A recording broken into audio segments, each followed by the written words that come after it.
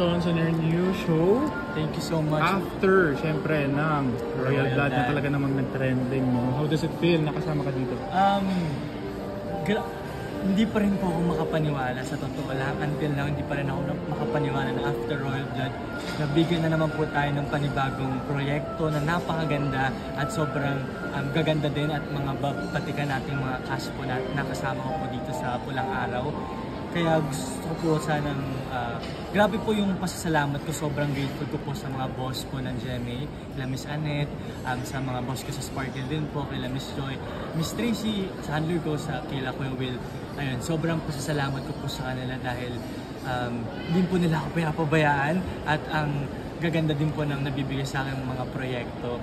At sana hindi sila ma-disappoint at hindi din ma-disappoint yung audience, yung mga fans na nag-expect lalo na ng panibago kong role dito kasi nagtataas sila kung ano yung panibago after Archie, ano na ba. So eto na po, finally pwede ko nang sabihin at pwede na akong medyo hindi naman mag-spoil pero somehow ikwento yung storya ni Mario.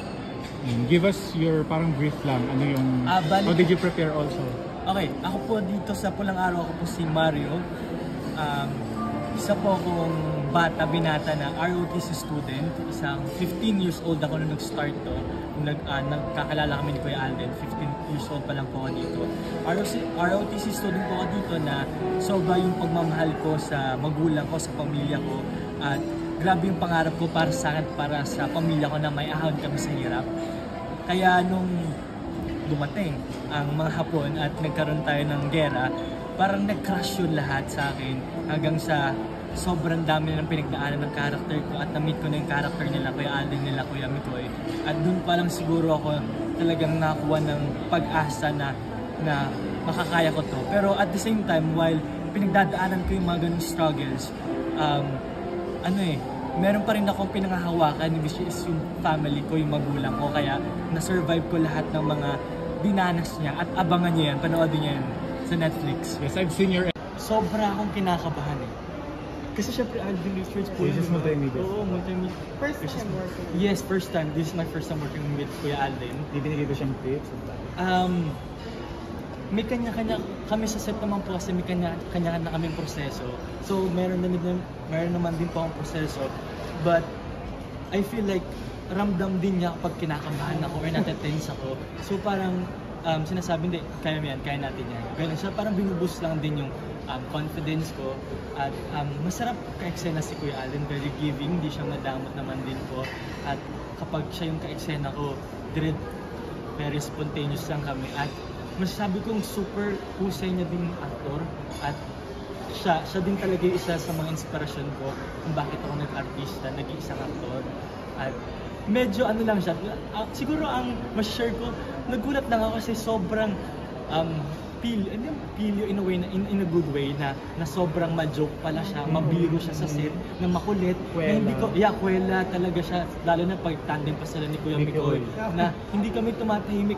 Before mag-action, napakaingay namin, dire-diretso sila nagjo-joke, tawanan kami, biglang action, biglang kami in character, tapos doon ko natutunan na biglang, diba, kasi sa Royal Blood, dahil nga sa character ko, nagpa-prep na agad ako ng medyo matagal-tagal. Pagdating ko sa set, in character na ako. Pagdating sa amin sa set, in character naman na kami, pero naglolokohan pa kami, nagbiburuan pa kami. Pagdating ng action, biglang in character. Pagkakat, biglang, okay, tuloy-tuloy yung biruan namin. So siguro ayun yung something na nanibago ako, pero it's something na parang good training siya for me kung paano mag-switch on and off sa character ko. Speaking of Kuya Alden, parang nasasabi kasi parang maaliwalas ko yung mukha niya.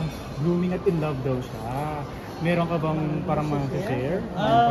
Pag-uusapan niyo sa set? Bakit ako? Wala naman po. I feel like, siguro dahil din po sobrang daming blessings ni Kuya Alden, siguro dahil sobrang blessing niya, sobrang bait niya po, sobrang generous niya, sobrang caring niya, sing partner and at the same time as co-actor.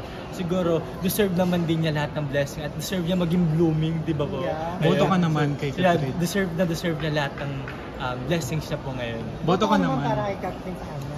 Kahit sino po ang mapili ni Kuya Alden, botong-boto po ako. Abangan mo yung Hello Love Again. Siyempre, pinanood ko po yun sa sinehan ng Hello Love Goodbye. Kaya nung kinukwento ko, kinuwento ko yung Alden, pinanood ko pa yan, pinilahan ko pa yan sa sinehan. Last Sabi ko sa question, kanya. fan ka ba ng Katden or Katniel? Parehas ko, to be honest, parehas ko naman po ako naging fan nila. Parehas ko silang gusto. Siguro, since ayoko maging bias, pero syempre kasi naka-work ko na din po si Kuya Alden at mas napalapit din yung love ko Kuya Alden. Kaya siguro, Kat.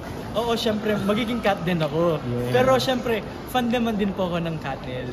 So, both silang magagaling na actor at pare-parehas po silang nire-respeto ko at tinitingala ko po ang artista. Thank you very much. Invite na lang everyone to Ayun catch po. pa lang. Thank you so much po at sana inibitahan ko po kayo at sana panoorin niyo po at supportahan niyo po ang Pulang Araw. Ngayong July 26 na po yan sa Netflix at ngayong July 29 sa GMA Prime. Abangan niyo po ako at ang mga mahuhusay ko pong mga co-actors na kasama po dito. Madugo to. Yes, literally at figuratively, madugo po siya. Kaya dapat yung abangan. Thank you, Ada.